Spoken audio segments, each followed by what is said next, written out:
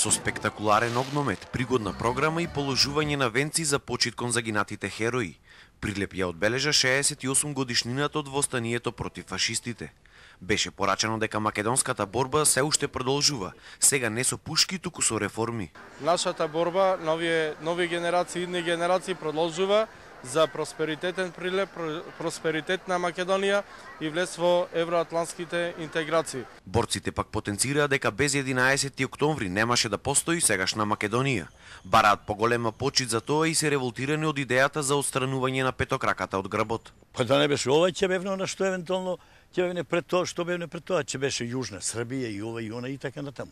Ако не се изборевме, ако грбот треба да остане нека цел како што беше, под како што се ние боревме и како што го замислуваме заедно со се она на него што е и дека не се води многу грижа за НОП, доказа и местото каде почнало востанието, стариот затвор или участакот, кој сега е музеј.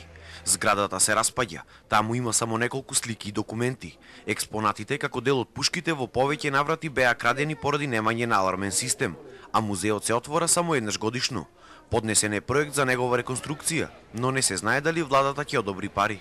Кога би имало вработено кустос овде да се седи секогаш, може да биде секој ден отворен. Има потреба да се изврши реновирање. Има потреба. По повод празникот беше поставен и камен темелник за нов плоштад во Прилеп, каде ќе се гради патека на славни прилепчани.